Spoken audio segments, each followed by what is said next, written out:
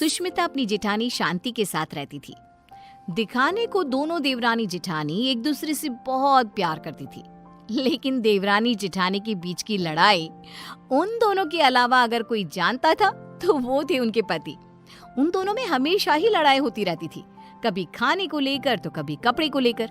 ऐसे ही एक दिन सुष्मिता का पति वरुण अपनी पत्नी और अपनी भाभी शांति से कहता है, सुष्मिता भाभी और भैया, मैं सोच रहा था कि इस घर में एक नौकर रख लेते हैं, क्योंकि इस बड़े से घर में मेरी भाभी माँ और मेरी प्यारी पत्नी के अलावा और कोई नहीं रहता। इस घर की सफाई करने में इन दोनों का कितना समय बीत जाता है, ये हमारे लिए खाना कैसे बना पाएंगी। तो मैं सोच रहा हूँ कि इस घर में एक नौकर को ले आता हूँ। वरुण, आइडिया बुरा नहीं है, लेकिन इन दोनों का झगड़ा देखकर मुझे लगता है कि हमें 2 नौकर रखने चाहिए। भैया, इतना बजट कहाँ है कि हम 2 नौकर रख सके।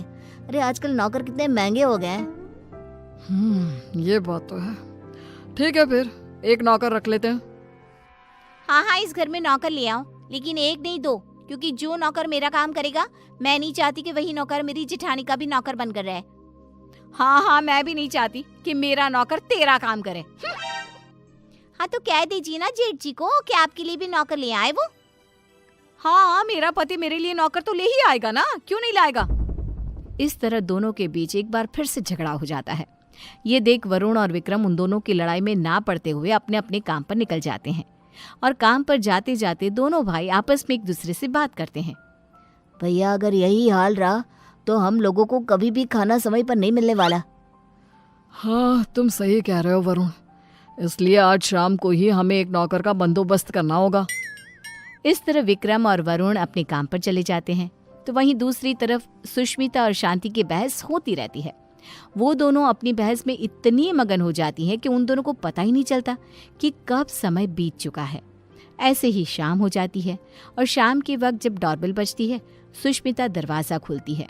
उसके सामने वरुण और विक्रम के साथ एक नौकर दिखता है। उस नौकर को देखकर सुष्मिता वरुण से कहती है, अरे वाह वरुण जी, आप तो आज सुबह नौकर की बात कर रहे थे, और देखो शाम को आप नौकर भी ले आए अपने साथ। पति हो तो ऐसा, वरना ना हो। सुष्मिता की बातें सुनकर शांति का गुस्सा 7वें आसमान पर पहुंच जाता है, जिसके बाद वो अपने पति के ऊपर चिल्लाते हुए कहती है, अजी आप क्यों नहीं लेकर आए? आपको दिखाई नहीं देता मैं कितनी थक जाती हूँ।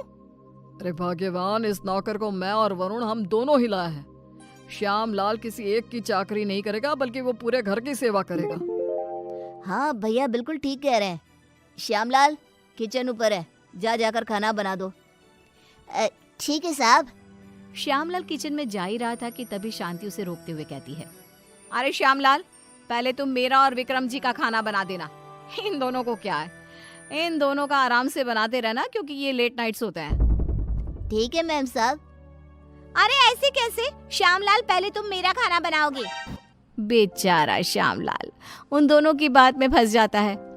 वो सर पर हाथ रखकर बैठ जाता है, क्योंकि उसे समझ में नहीं आ रहा था कि पहले किसका खाना बनाया जाए। ये देख अब विक्रम श्यामलाल का समय फिक्स कर देता है, और अपने समय अनुसार श्यामलाल अपना काम करता है। कुछ दिन तो घर में शांति का माहौल बना रहता है, लेकिन एक दिन श्यामलाल कपड़े धोने के लिए सुष्मिता के पास जाता है और उसे कहता है, बीम साहब, कपड़े धोने के लिए हैं तो आप मुझे दे दीजिए, मैं अभी आपके कपड़े धो देता हूँ। उसकी बात सुनकर शांति आती है और उसके ऊपर चिल्लाते हुए कहती है, श्यामलाल, तुम पहले मेरे कपड़े धोगे। अगर तुमने मेरे कपड़े नहीं धोए तो मैं तुम्हें नौकरी से निकाल दूंगी। जी, नाम तो आपका शांति है, लेकिन आपके अंदर ना शांति नहीं है बिल्कुल भी। अरे इस समय वो मेरे कपड़े धोएगा।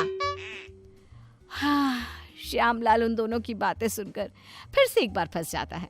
दुखी होते हुए कहता है, मैम साहब, आप दोनों ही मुझे अपने कपड़े दे दीजिए, मैं एक साथ कपड़े धो दूंगा। नहीं, हमारे कपड़े एक साथ नहीं धुलेंगे। नहीं, हमारे कपड़े एक साथ नहीं धुलेंगे। उनकी बात सुनकर श्यामलाल बेचारा एक बार फिर कंफ्यूज हो जाता है, और वहां से मुंह लटकाए नीचे किचन में जाकर काम करने लगता है। ऐसे ही समय बीतने लगता है, और एक दिन श्यामलाल शांति के कमरे में कुर्सी पर खड़ा होकर पंखे को रगड़ रगड़ के साफ कर रहा था। ये देख सुष्मिता नौकर के ऊपर चिल्लाते हुए कहती है, श्यामलाल, तुमने आज तक इस तरह से मेरे कमरे की सफाई तो नहीं करी। अरे ऐसी कौन सी मेहरबानी करी है जेठानी जी, जो तुम उनके कमरे की इतने अच्छे से सफाई कर रहे हो।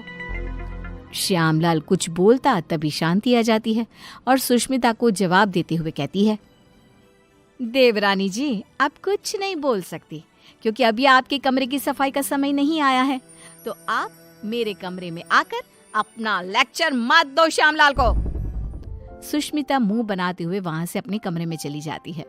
कुछ समय बाद श्यामलाल सुष्मिता के कमरे की सफाई करने आता है। सुष्मिता श्यामलाल से अपने दरवाजे को भी घिसवाती है और अपने शीशे को भी चमकवाती है। कभी अपने कमरे के फर्श को अच्छे से रगड़वाती है और इस तरह श्यामलाल पूरी तरह से फंस जाता है।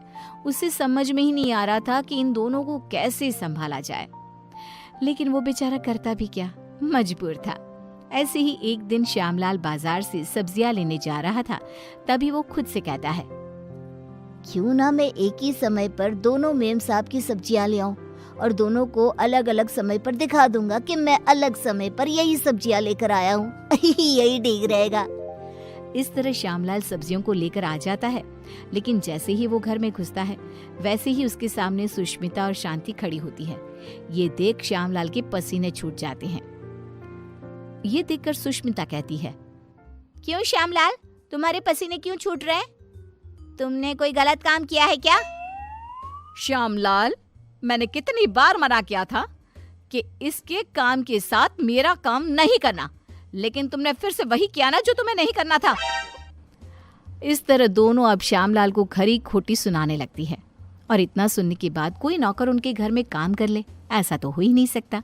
इसलिए श्यामलाल ने जवाब देते हुए उन दोनों से कहा, मेम साहब माफ करना, लेकिन मैं आपके घर में और काम नहीं कर सकता क्योंकि एक ही काम दो बार करना बड़ा ही मुश्किल हो जाता है। अरे तो क्या तुम उसके पैसे नहीं ले रहे हो? उसकी ये बात सुनकर बेचारा श्यामलाल चुप हो जाता है और ना चाहते हुए भी उन दोनों का काम करना पड़ता है। अलग अलग समय पर एक ही काम 2 बार करता हुआ खुद को देख वो बहुत परेशान होता रहता है। परेशान होकर विक्रम और वरुण के पास जाता है और कहता है, साहब मैं और काम नहीं कर सकता, यहाँ एक ही काम 2 बार करना पड़ता है। अरे एक काम अगर कोई 2 बार करेगा तो परेशानी हो जाएगा ना, इसलिए मैंने अब ठान लिया है कि इतने कम पैसों में मैं नहीं काम करने वाला। अगर आपको काम करवाना है तो आप किसी दूसरे नौकर को ढूंढ लो। मैं तो यही सलाह देना चाहूंगा कि आप दोनों अपनी अपनी पत्नियों के लिए अलग अलग नौकर रखना, वरना उस बेचारे का भी मेरे जैसा ही हाल हो जाएगा।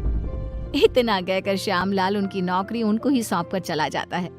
इस तरह बेचारे वरुण और विक्रम परेशान हो जाते हैं। कुछ समय बाद उन दोनों की पत्नियां हॉल में आती है और अपने पतियों से कहती है, अरे श्यामलाल कहाँ है? अरे श्यामलाल कहाँ है?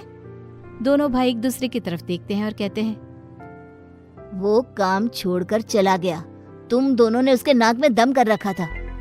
अच्छा, तो हम लोगों ने उसके नाक में दम कर रखा था तो तुमने उसको निकाल दिया ना, तो अब इस घर का काम तुम लोग ही करोगे।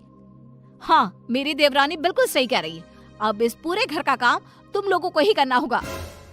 इतना कहकर दोनों देवरानी जिठानी चली जाती हैं।